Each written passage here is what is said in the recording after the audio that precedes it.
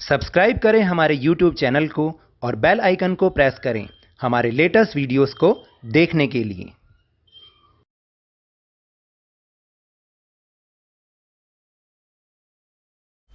Hello and welcome to Lavneesh sir की class.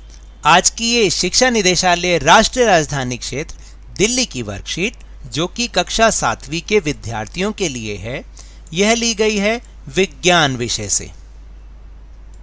और इसमें आज हम समझने वाले हैं एक बहुत ही महत्वपूर्ण प्रक्रिया को जिसका नाम है प्रकाश संश्लेषण। इस नाम को आप बहुत अच्छे से याद कर लें, प्रकाश संश्लेषण। प्रकाश संश्लेषण एक प्रक्रिया है जिसमें क्या होता है हम अभी इस वर्कशीट में समझेंगे। तो चलिए शुरुआत करते हैं मेरे साथ और समझने की कोशिश करते हैं।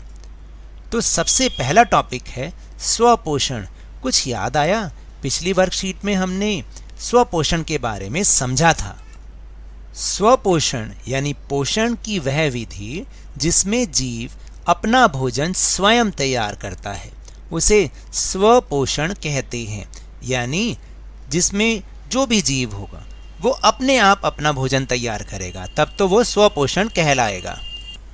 तो उदाहरण के लिए हरे पौधे, हरे पादप यानी पौधे स्वपोषण करते हैं। पौधे अपना भोजन स्वयं बनाते हैं, इसलिए उन्हें स्वपोषी कहते हैं और इस प्रक्रिया को स्वपोषण कहते हैं। परंतु वे ऐसा किस तरह करते हैं ये समझते हैं मेरे साथ। देखिए यहाँ पर साथ में एक चित्र भी बना हुआ है जिसमें ये प्रक्रिया पूरी तरह से साफ तौर पर दिखाई गई है कि किस तरह से जो पत्तियां हैं वो सौर ऊर्जा ले रही हैं और कार्बन डाइऑक्साइड ले रही हैं। साथ में कार्बन डाइऑक्साइड ले तो रही हैं लेकिन ऑक्सीजन को छोड़ रही हैं। और यहाँ से जब भोजन बनता है, पत्तियों द्वारा भोजन बनता है, पत्तियों में उनका भोजन सारा का सारा स्टोर हो जाता है और फिर वो धीरे धीरे जड़ों, तनों और पौधे के अन्य भागों तक पहुँचता है। और ऐसा पत्तियों में यहाँ पे दिखा भी रखा है क्लोरोफिल के कारण होता है। ये क्लोरोफिल क्या होता है इसके बारे में हम अभी आगे समझेंगे।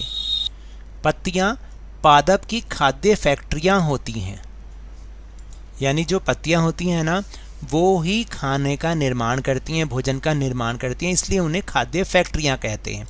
पादपों में खाद्य का निर्माण पत्तियों में होता है, इसलिए पत्ती बहुत महत्वपूर्ण स्थान रखती है पौधे की। पत्तियों में एक हरा वर्णक यानी हरा रंग भी होता है जिसे क्लोरोफिल कहते हैं। यह सूर्य के प्रकाश की ऊर्जा का संग्रहण करने में पत्ती की सहायता करता है। यानी जो क्लोरोफिल होता है ना वो सूर्य का प्रकाश इकट्ठा करने में पत्ती की सहायता करता है। तो वह प्रक्रिया जिसके द्वारा हरे पादप क्लोरोफिल की सहायता से सूर्य के प्रकाश की उपस्थिति में कार्बन डाइऑक्साइड और जल से भोजन तैयार करते हैं, प्रकाश संश्लेषण कहलाता है। तो अब आपको समझ में आया कि प्रकाश संश्लेषण एक प्रक्रिया है जिसमें हरे पौधे जो कि क्लोरोफिल जो ग्रीन कलर होता है उसकी सहायता से और सूर्य के प्रकाश की उपस्थिति में कार्बन डाइऑक्साइड और जल से इन दोनों को मिलाकर अपना भोजन तैयार करते हैं। तो इस पूरी प्रक्रिया को हम प्रकाश संश्लेषण कहते हैं। यह हवा से कार्बन डाइऑक्साइड पत्तियों की सतह पर मौजूद छोटे छिद्रों के माध्यम से लिया जाता है। इन छिद्रों को रंध्र या इंग्लिश में स्टोमेटा भी कहते हैं। और यहाँ पर आप देखेंगे कि चित्र भी बनाया गया है कि जिससे दिखाया गया है कि पत्तियों में छोटे छोटे छिद्र होते हैं जिन्हें रंध्र कहते हैं, स्टोमेटा कहते हैं। यहाँ से कार्बन डाइऑक्साइड जो है वो लिया जाता है और इस तरीके से भोजन तैयार किया जाता है।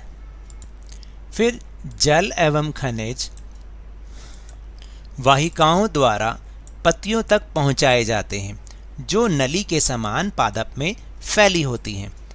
पत्तियों द्वारा सौर ऊर्जा संग्रहित की जाती है और पादप यानी पौधों में खाद्य के रूप में संचित हो जाती है। अतः सूर्य सभी जीवित जीवों के लिए ऊर्जा का अंतिम स्रोत है। यानी सूर्य का प्रकाश सभी जीवित जीवों के लिए बहुत ही महत्वपूर्ण है, ना केवल हमारे लिए बल्कि पौधों के लिए। तो इसलिए क्योंकि पौधों में उसी के द्वारा ही भोजन का निर्माण किया जाता है। तो ये तो थे वर्कशीट के टॉपिक। चलिए अब हम चलते हैं अपने प्रश्नोत्तर की ओर।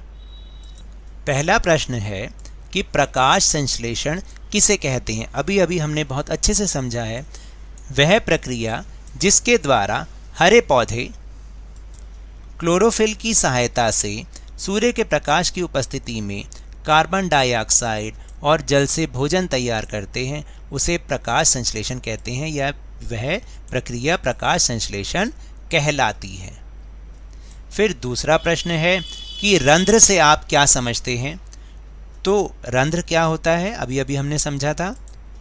हवा से कार्बन डाइऑक्साइड पत्तियों की सतह पर मौजूद छोटे छिद्रों के माध्यम से लिया जाता है। इन छिद्रों को ही रंध्र या स्टोमेटा कहते हैं। इसके बाद है प्रश्न नंबर 3, सूर्य ऊर्जा का चरम स्रोत कैसे है, स्पष्ट कीजिए। सूर्य सभी जीवित जीवों के लिए ऊर्जा का चरम स्रोत है। पौधे सूर्य के प्रकाश का उपयोग करके भोजन का उत्पादन करते हैं। जो भोजन हमें पौधों और जानवरों से प्राप्त होता है उसका प्राथमिक स्रोत सूर्य का प्रकाश ही होता है। फिर आखिरी प्रश्न नंबर 4 है, पत्तियां पादप की खाद्य खालिस्तान में क्या होगा, होती हैं फैक्ट्रियां। तो ये तो थी आज की वर्कशीट। अगर मेरे इस तरह समझाने से आपको थोड़ा सा भी समझ में आया हो तो इस चैनल को ज़्यादा से ज़्यादा सब्सक्राइब कीजिए, लाइक कीजिए और बहुत ज़्यादा शेयर भी कीजिए। और हाँ, मेरे साथ इसी तरह वर्कशीट को समझते रहिए, लेकिन ध्यान और मन से पूरी मेहनत और लगन के साथ आप पढ़ते रहिए। और अगर आपको कोरोना वायरस से बचना है ना, तो मास्क जरूर लगाइए। धन्यवाद।